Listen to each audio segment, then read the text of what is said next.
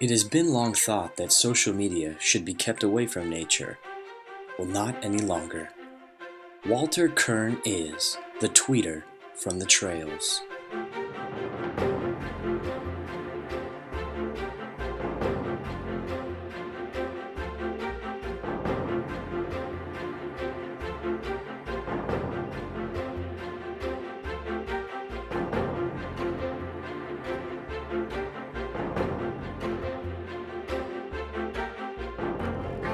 It has been long thought that the veil between social media and experiencing nature is one that is necessary, but Walter Kern argues against this notion.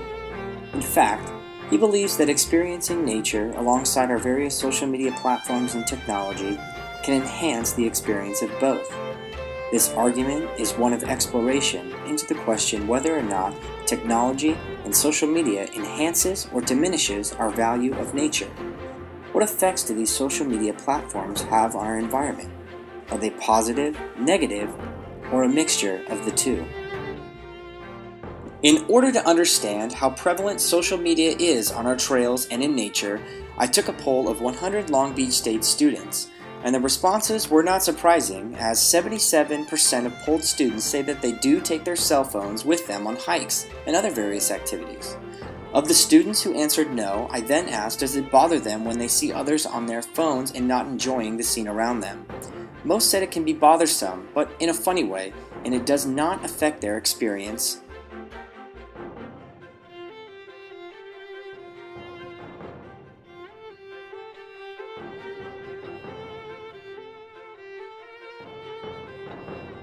The ecological impacts from the use of these recreational trails have been studied heavily over the last 20 years.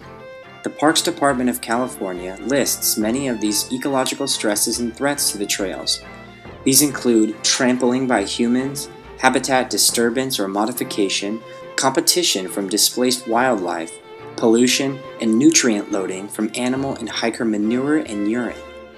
These issues are not raised in Walter Kern's argument, as he focused on the creative process in writing and less about the effects of the environment. It is important to recognize what our actions will lead to down the trail.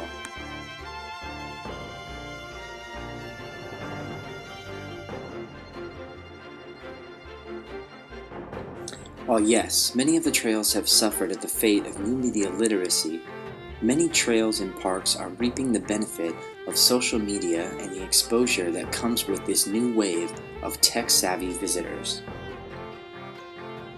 Take, for example, the multitude of iPhone and Android applications that have come out in order to keep hikers and travelers informed and safe on their adventures. Apps like GoToAid have clear illustrations on how to tend to minor scrapes and cuts, and even how to mend broken arms out on the trails.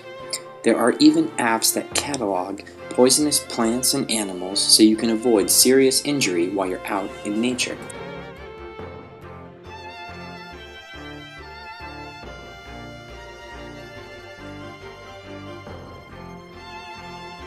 What efforts are being made to protect the environment and preserving our own backyards from the effects of social media?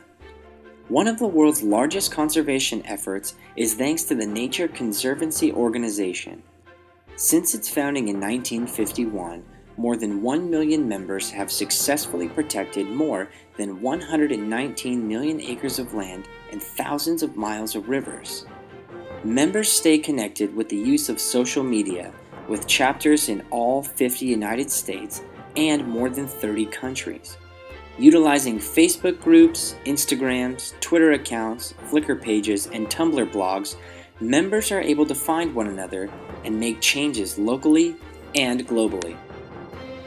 Walter Kern expresses in his argument that much of his creativity comes from inspiration he receives in nature.